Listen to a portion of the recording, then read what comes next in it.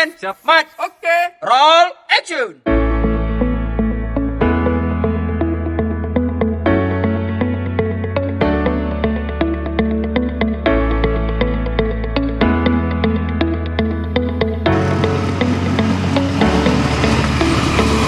Mantap.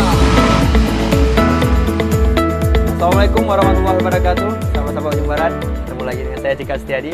Nah, hari ini kita sedang berada di kebun kurma Barbate Aceh Besar, dan di samping saya sudah ada salah satu owner dari kebun kurma Barbate. Beliau akrab kita sapa Bang atau Pak Syukri ya. Iya. Ya, Bang atau Pak sini? Bang ya? Bang aja lah ya, biar lebih Iya. muda ya Pak. Udah Pak lagi ya. Bang. Nah, tapi sebelum kita mulai, ini di depan kita sudah ada, karena kita di kebun kurma, tidak sah kalau minumannya bukan dari kurma. Jadi ini salah satu minuman khas di sini, spesial di sini, yaitu jus kurma ya. Tapi nanti kita rasain. Ini juga belum kita rasain bagaimana rasanya. Nah, Bang Syukri, apa kabarnya nih Bang? Sehat, alhamdulillah. Assalamualaikum. Waalaikumsalam.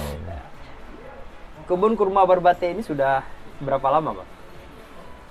Bismillahirrahmanirrahim. Assalamualaikum warahmatullahi wabarakatuh. Waalaikumsalam. Kebun ini sudah berjalan 5 tahun. 5 tahun. Ya, dari pertama kita mulai itu lebih kurang 5 tahun. Jadi sekarang ini total pohon kurma yang sudah kita tanam di sini lebih kurang sekitar 15.000 pohon. 15.000 pohon. 15.000 pohon di areal seluas 150 hektar. Nah, kalau arealnya sendiri ada sekitar lebih kurang 500 hektar lah semuanya. Oh. Nah, karena kita untuk persiapan ke depan, Iya. ada penambahan, ada rezeki kita tambah lagi, ada Iya. rezeki kita tambah lagi, itu saja. Dan alhamdulillah setelah penantian begitu lama, sekarang sudah banyak yang mulai berbuah. Iya, Ya, bahkan alhamdulillah. tahun lalu Iya. sudah ada yang mulai kita panen. Oh, sudah ada yang dipanen. Sudah. Nah, cuman kan ya seiring berjalan waktu, panennya itu terus meningkat. Oke. Dari pertama mungkin hanya beberapa, ini sudah lumayan lah. Sekarang itu lebih kurang ada 400-an batang yang sudah berbuah. Yang sudah berbuah. Sudah berbuah Tinggal dari menunggu 15.000, ya. Tinggal nunggu masak aja ya, matang. Karena kan Udah siap. periode tanamnya nggak sekaligus. Oh, begitu. Ya, Iya. di awal kita tanam sedikit, Oke. terus kita tanam lagi, kita tanam lagi. Jadi yang berbuah ini adalah periode pertama. Periode pertama, Oh, periode iya, pertama gitu. Memang panjang prosesnya. Iya, benar. Dulu saya masih ingat orang semua masih sering bilang, wah kamu sudah gila itu datang ke hutan yang nggak ada apa-apa, Iya. tandus. Iya. Ya. Tapi dengan keyakinan saya yang besar, sehingga saya bisa bertahan sampai sekarang. Iya. Samping dukungan-dukungan dari keluarga, dari teman-teman, alhamdulillah kita tetap bertahan sekarang. Iya. Karena yang paling penting di dalam berkebun ini konsisten Betul. atau istiqomah, gitu kira-kira. Ini juga kira-kira setahun atau 2 tahun yang lalu juga sudah muncul lagi lah. Ini katanya kebun kurma tapi kok tidak berbuah, Ya. kayak gitu kan. Tapi alhamdulillah hari ini sudah. Ya. Sudah. Dan bukti nyata adalah salah satunya ini ya Pak. Ya, ini di Ya, belakang Pak. kita Di kan belakang nampak. kita sudah. Berarti ini termasuk pohon pertama ya? Ini, Bukan. ya ini periode Pertama. pertama ini.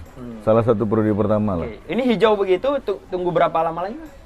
Ini sekitar 4 bulan lagi baru bisa proses itu masak dia. Oh, begitu. Nah, jadi yang pertama saya akan cerita tentang kurma ini ya. Ya. Kurma ini bibitnya itu ada 3 macam. Yang pertama itu yang dari biji. Jadi kalau kita makan biji kurma, itu kalau kita semai itu bisa tumbuh. Bisa tumbuh. Bisa tumbuh, gampang tumbuhnya. Makanya kita kalau siap makan biji kurma itu kita semai aja. Oh, gitu. Nah, itu mudah tumbuh. Hmm. Itu yang pertama. Cuman itu masalahnya satu, kita nggak tahu dia berbuah atau tidak. Oh. Ya, Tapi karena tumbuh dari gitu biji. ya? Kalau tumbuhnya tumbuh, besarnya besar. Cuman kita nggak tahu dia jantan atau betina. Pohon kurma yang berbuah itu yang betina. Oh. Terus yang kedua itu dari kultur jaringan. Hmm. Kultur jaringan itu kita datangkan bibitnya dari Inggris. Dari Inggris ya, bukan dari Arab malah ya? Bukan, kita dari Inggris. Karena labnya itu ada namanya DPD. DPD itu Depam Development. Itu adanya di Inggris. Ya alhamdulillah tim Barbate sudah sampai ke sana. Kita diundang khusus dari Aceh, itu salah satu orang Indonesia yang diundang ke Inggris khusus untuk pembibitan kurma itu warga Aceh. Nah, itu kelebihan kita alhamdulillah. Nah, terus yang ketiga, sumber bibitnya itu dari anakan. Jadi setiap pohon kurma ini punya anak. Tumbuh di sampingnya gitu? Di sampingnya, Oh. sama persis seperti salak. Salak atau pisang dan sebagainya? Ya, cuman kalau kurma ini, kalau induknya itu betina, anaknya pasti betina. Oh begitu. Ya, kalau induknya jantan, anaknya jantan. Oh, baru kali ini kita tahu jantan itu punya anak ya? Ya, maksudnya apa namanya? Dia tetap mengeluarkan iya, ininya. Ada turunan anaknya lah itu, anaknya. turunannya. Iya.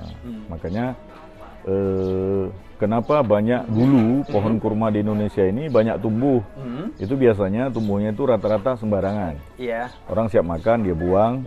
Bulan puasa konsumsi kurma, dilempar sana lempar sini. Mungkin pada saat itu dia ada sedikit lembab sehingga dia tumbuh. Oke. Dan biasanya itu ada yang berbuah, ada yang tidak. Umumnya tidak berbuah. Karena jantan tadi. Karena jantan. Bisa kita lihat dulu sebelum-sebelumnya di Masjid Raya kan banyak ditanam, Betul, tapi nggak berbuah. Betul. Terus dari sekian banyak ini kita nampak ada salah satu masjid di Tapak Tuan, Masjid Agung Tapak Tuan itu ada tumbuh satu. Betul. Itu pun dekat pagar dan itu berbuah. Tapi dari 20 satu yang berbuah. Itu hanya masalah bibitnya. Oh. Nah, jadi kalau mau 100% yang berbuah, secara keilmuan tanamlah pohon kurma dari bibit kultur jaringan. Nah, gitu dia.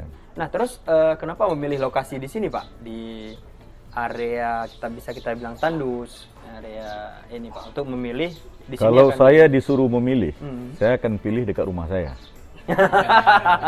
Iya. Kalau saya disuruh memilih, rumah saya di Geci Komplek. Pasti saya pilih di Geci Komplek. Sampai saya jauh tanam di sini. Cuman karena di sini wilayah yang ada yang bisa saya tanam, maka saya pilih di sini. Dan satu anugerah juga mungkin kalau tanah di sini semua tadinya subur, mungkin dari dulu sudah ramai orang di sini. Karena tandus di sini, makanya tak ada orang di sini. Iya. Nah, itu deh. Jadi semuanya itu ada sebab akibat. Iya. Ada yang mendasari. Nah, Iya, terus gini, Bang. Apakah memang sebelumnya yang kita dengar-dengar itu kurma itu tidak cocok di Indonesia, terutama di Aceh, karena faktor cuaca, faktor tanah, iklim dan sebagainya.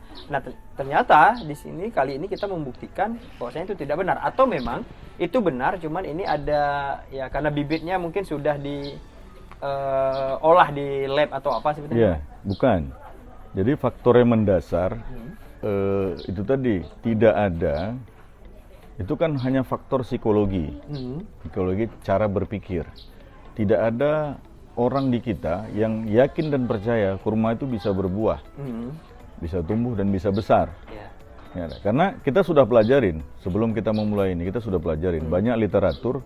Tidak ada satupun yang menyatakan bahwasanya kurma itu tidak tumbuh, tidak berbuah dan tidak apa. Itu tidak ada. Itu hanya katanya. Itu hanya framing cara kita berpikir. Ternyata kurma ini di dalam Al-Quran itu ada 20 kali disebutkan. Terutama di surat Yasin ayat 33-34. Dan kami sebagai tanda-tanda kami hidupkan tanah yang mati. Itu perintahnya. Jadi macam mana cara menghidupkan tanah yang mati itu?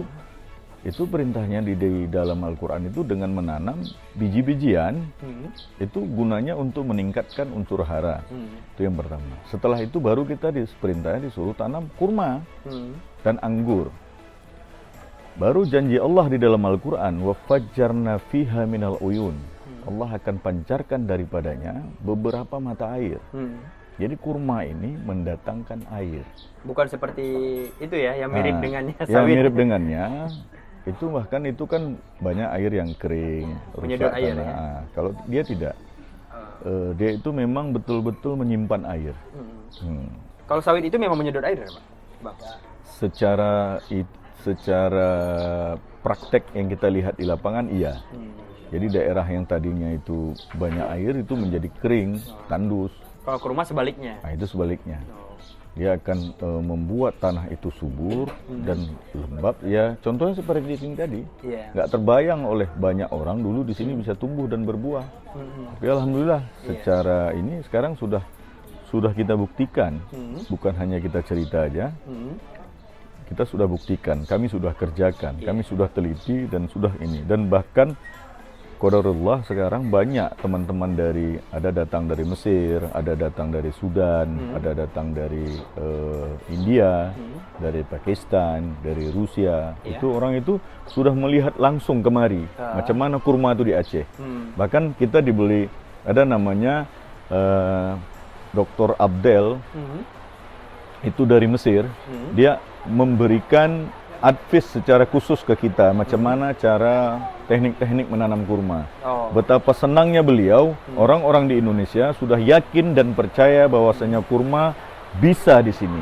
Bahkan beliau sangat heran di tanah mereka yang tandus, bebatu, berpasir, tidak ada hujan bisa tumbuh, apalagi di kita. Harusnya logika itu yang kita balik. Makanya selalu kita berpikir apa bisa tumbuh dan berbuah di Indonesia. Padahal kalau kita balik di tempat yang tandus, kering, berbatu bisa tumbuh, apalagi di tempat kita yang hujannya cukup, tanahnya cukup kering. intens ya. Kira-kira gitu. Oke, samping saya Bang Fikram.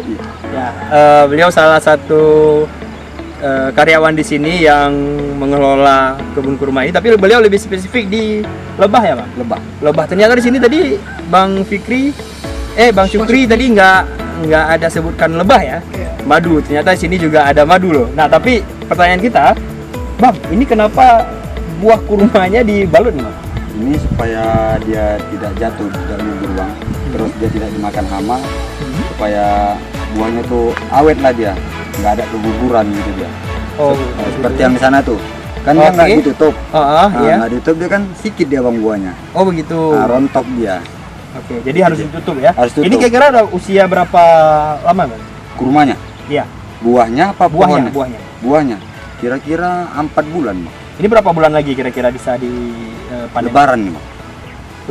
Lebaran berarti ya Fitri ini. lebih kurang 3-4 bulan lagi. 3-4 bulan lagi. Oh, Lebaran Idul Fitri berapa? Nggak sampai ya 4 bulan, 3 bulanan lah mungkin ya. Karena ini dia udah posisi bisa lah ini bang untuk panen. Obat-obat ya? juga nih untuk obat, katanya mengandung kan. Supaya orang dapat anak lebih cepat, dia lebih percaya seperti itu. Ya. Berarti yang sebelah sana ya rontok banyak, kita ke sana, Bang. Ini boleh. Oh, berarti dia kalau tidak mungkin Bang sebelah sana bisa boleh? Boleh.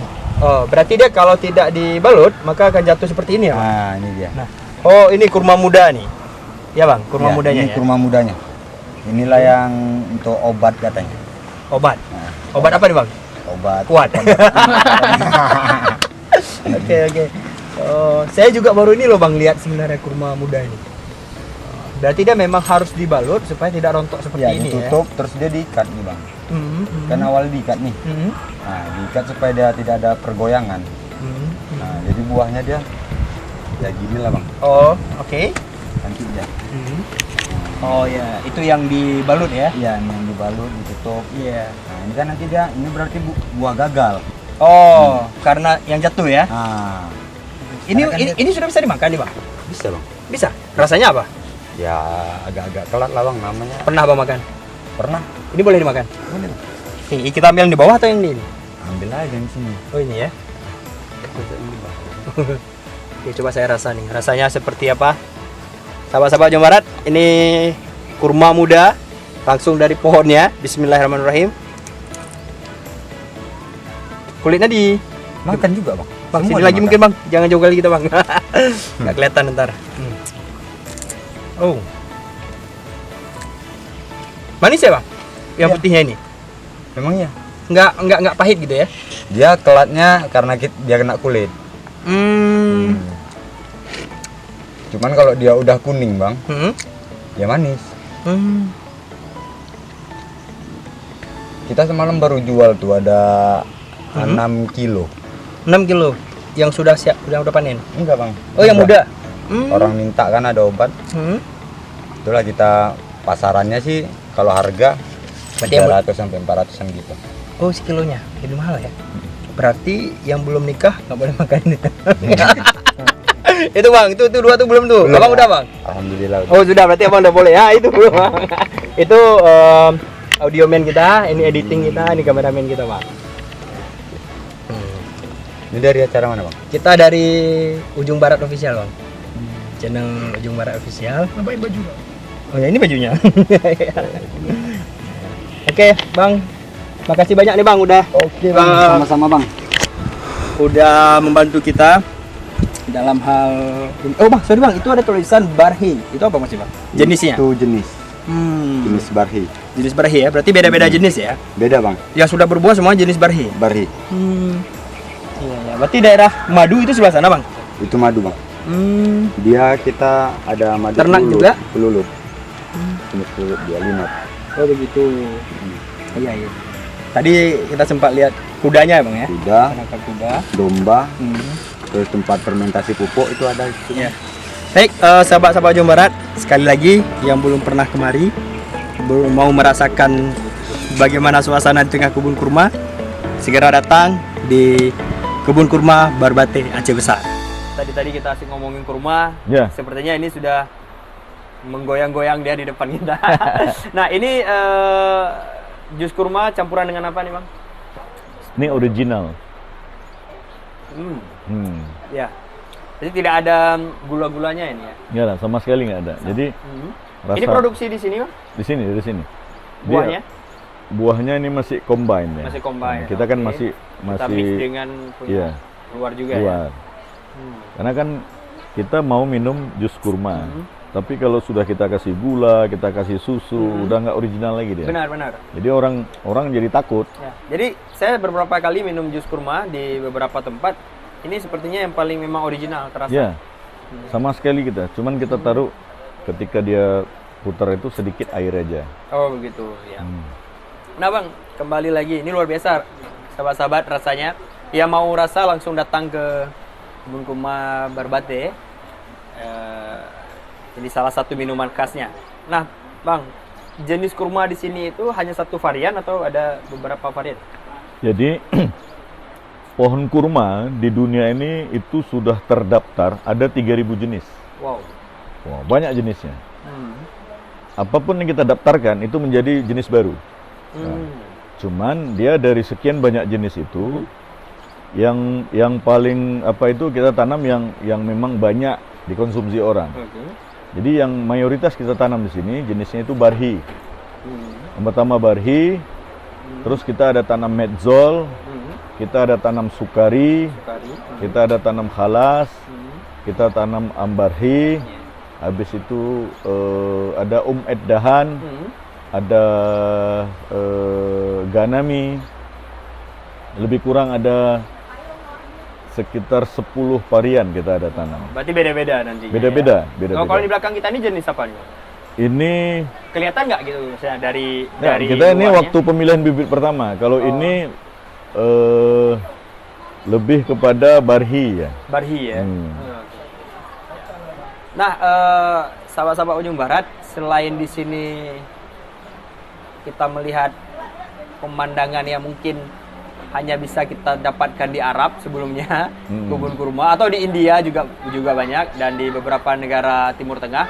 Ya. Selain kita nikmati pemandangan kebun kurma, di sini juga ada kafetarianya untuk makan minum, untuk kuliner dan sebagainya, dan juga di sini ada beberapa wahana ya, Bang ya. Wahana. Apa aja, Bang? Jadi di sini tuh lebih kepada wahana yang apa ya, yang Islami ya, yang Islami. berbau sunnah. Ya. Yang pertama kita menyediakan orang untuk berkuda. Jadi kita ada punya 5 ekor kuda yang bisa ditunggangi anak-anak, orang dewasa itu bisa naik kuda di sini. Oke. Terus yang kedua ada olahraga memanah. Memanah. Kalau untuk berkuda cukup dengan Rp25.000 kita bisa naik kuda. Kalau untuk memanah dengan Rp10.000 itu Bisa kita memanah. sudah bisa memanah. Jadi mungkin orang kepingin beli panah itu kan mahal, Betul. sampai 1 juta. Iya. Takutnya orang-orang tua ini sudah dibeli, anaknya nggak suka. Iya, betul. Jadi dengan adanya fun trial kita buat nama di sini, oh dia bayar 10.000 dia sudah bisa memanah. Di sini sudah ada pelatih-pelatih kita yang profesional. Iya. Nanti ketika dia suka, oh dia 10.000, tambah lagi 10.000, sampai dia betul-betul merasakan asiknya memanah. Iya. Macam mana olahraga memanah itu. Terus ketika ini baru dia bilang, oh berarti anak saya sudah cocok saya belikan panah. Iya. Terus yang ketiga ada olahraga apa namanya ATV. ATV ini dia bisa memicu adrenalin kita. Itu sangat aman. Dia rodanya 4. Kita bisa mengelilingi kebun kurma ini dengan ATV tersebut. Oh. Mungkin orang takut naik kuda. Iya. Ini bisa dengan ATV Betul. tersebut. Berarti kita bisa mengkombin 2 sunnah. Yang pertama memanah dan berkuda. Berarti sambil naik kuda sambil memanah, Pak? Ya, Ada ya? ya. Ada juga? Ada. Sambil berkuda sambil memanah ya? Ada ini. Mau dites, Firman? Sambil minum jus kurmanya ya. Terus kita apa namanya? Ke depan ini kita lagi settle sekolah berkuda. Sekolah berkuda? Sekolah berkuda. Jadi macam mana anak-anak apa namanya? Anak-anak kita di Aceh ini bisa mengenal kuda itu lebih jauh. Ada pendidikan SAS-nya, dasar-dasar berkuda itu macam mana. Terus petunjuk-petunjuk Al-Quran dan hadis tentang berkuda itu macam mana. Itu banyak kita ajarkan di sini. Sudah mulai, Pak? Belum? Sudah, pelan-pelan sudah kita mulai. Saya Pak lagi saya panggil. Sekali Bang, sekali Pak. Yeah. Nggak apa-apa lah. Nah, selama 5 tahun tadi, Ya. atau sebelum 5 tahun saat mempunyai program ini, dan sampai hari ini, apa tantangan terberat yang Abang rasakan dalam membangun ini semua, dalam mewujudkan kebun kurma ini dan ini semua? Yang pastinya ketika kita ingin berbuat baik, Masya Allah mudahkan semuanya. Memang yang paling berat tantangan itu karena kita memulainya tanpa ilmu ya, kita hanya dengan semangat. Tapi qadarullah kita semua ini dimudahkan. Datang teman-teman dari mana-mana untuk mengajarin kita. Kita kesulitan biaya untuk memulai ini semuanya. Ya alhamdulillah, tadinya kita nggak ada niat untuk buka tempat makan minum ini karena orang banyak datang ingin melihat dari dekat macam mana pohon kurma tersebut. Berdirilah kantin dari tadinya kecil sekarang sampai ada 100 meja kita buat di sini kan. Terus orang kepingin keliling-keliling, kita sesuaikan. Oh kayaknya berkuda cocok di sini. Nah, alhamdulillah ya dari berkuda, dari wahana-wahana ini bisa membantu aktivitas produksi untuk operasional kebun di sini. Terus kita bisa mendatangkan tambahan untuk masyarakat sekitar sini, orang-orang sini bisa kita pekerjakan gitu. Nah, berarti tadi berbicara tentang apa namanya kebutuhan, bukan produksi sih, apa? Operasional. Operasional. Iya. Nah, untuk perawatannya sendiri ini selama ini itu memakan banyak biaya, Pak? Enggak, sebetulnya tidak, karena kan kita banyak menggunakan bahan-bahan organik. Yang pertama kita gunakan itu kotoran dari sapi ya. Kita ada ternak sapi, ada ternak domba, ada ternak ayam juga. Kotorannya itu menjadi Kotorannya itulah menjadi pupuk. Terus di dekat-dekat sini banyak peternakan-peternakan masyarakat, ada peternakan yang punya pemerintah. Itu kita ambil kotorannya. Itulah yang kita fermentasi, yang kita jadikan pupuk utama di sini. Gitu. Jadi kemudian seperti kebutuhan air itu waktu masih kecil nggak perlu? Perlu, sangat disiram perlu. atau apa gitu? Jadi di sini memang itu menjadi kendala utama sulitnya air ya. Nah, cuman alhamdulillah makanya tadi kan kita karena tanpa ilmu tadi, jadi kita belajar pelan-pelan, kita melihat teman-teman di luar sana macam mana mereka menyingkapin untuk kebutuhan air mereka. Ternyata dengan air hujan yang kita tampung di kolam-kolam itu sudah cukup. Nah, kita tampung jadi. Oh begitu, seperti yang di bawah itu ya? Ya, jadi kan kalau mungkin kita lihat sekarang kan banyak kolam-kolam, itu untuk backup air kita. Oh gitu. Kalau sudah hujan kita nggak siram, kalau nggak hujan Kita ambil Nanti- air itu untuk kita sekarang. Itu kita hidupkan mesin, semua itu ada mesin-mesinnya. Oke. Hmm. Baik Bang, nggak terasa udah mungkin lebih 20 menit Ya. kita berdiskusi ngobrol. Mungkin Bang sebelum kita akhiri, Ya. ada sedikit closing statement dari Abang Ya. untuk seluruh masyarakat Aceh pada khususnya, Ya. masyarakat Indonesia pada khususnya. Tapi sebelum masuk ke situ, saya mau nanya nih Bang, sejauh mana sih kebun kurma Barbate ini didukung oleh pemerintah Bang? Pemerintah mensupport atau tidak? Ya, alhamdulillah pemerintah tuh support.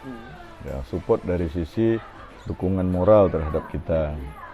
Karena yang kita sangat butuhkan itu memang dukungan dari pemerintah. Nah, kita disupport, memberi kita semangat. Nah, mungkin kalau dari sisi bantuan yang lainnya kita tidak terlalu kita tidak terlalu berharap. Kalau ada alhamdulillah, kalaupun tidak ada masalah. Tapi kita tetap berjalan. Oke. Nah, itu kira-kira itu aja kalau untuk ini. Yang penting pemerintah mensupport, masyarakat juga mensupport. Iya, dan masyarakat penuh dengan mensupport. doa-doa agar ini berhasil. Ya. Berhasil. Dan menjadi kebanggaan kita di Aceh juga. Ya. Baik Bang, mungkin closing statement ke kamera yang ini Bang, Ya. 1 atau 2 menit. Silakan. Ya. Jadi kita kami sebagai petani di sini sangat berharap kepada masyarakat terutama anak-anak muda sekarang, jadilah petani yang kaya. Karena di luar negeri sana itu petani semua rata-ratanya kaya. Harus petani itu petani pintar. Karena untuk bisa menguasai dunia sekarang ini harus menguasai makanannya. Falyan juril insan ila to'amihi. Maka manusia harus memperhatikan makanannya. Kuasailah makanan, maka kita akan menguasai satu daerah. Al-fallahu sayyidul bilad wa malikul hakiki. Bahwasanya petani itu adalah penguasa di daerah tersebut dan menjadi raja di satu tempat tersebut. Jadilah petani kaya. Karena umumnya petani sekarang itu orang yang sudah pada lanjut usia dan nantinya tidak ada lagi petani. Itu menyebabkan semua makanan-makanan kita ini mahal. Makanan kita harus impor dari luar. Karena apa? Habis generasi-generasi petani kita. Makanya kepada anak-anak muda sekarang, marilah kita menjadi petani yang hebat, petani yang tangguh, petani yang kaya. Sekian dari saya. Wassalamualaikum warahmatullahi wabarakatuh. Waalaikumsalam warahmatullahi wabarakatuh. Nah, sahabat Ujung Barat yang masih penasaran seperti apa kebun kurma, nggak perlu keluar negeri, nggak perlu jauh-jauh, cukup kunjungi Aceh Besar di Barbate. Di sini ada kebun kurma yang belum pernah kalian lihat mungkin sebelumnya. Baik, saya akhiri dan kita ketemu lagi di tempat waktu bersama narasumber yang lain. Kita sama-sama ucapkan salam, Pak. Ya. Sekali lagi, wabillahi taufiq wal hidayah. Hidayah. Wassalamualaikum warahmatullahi wabarakatuh.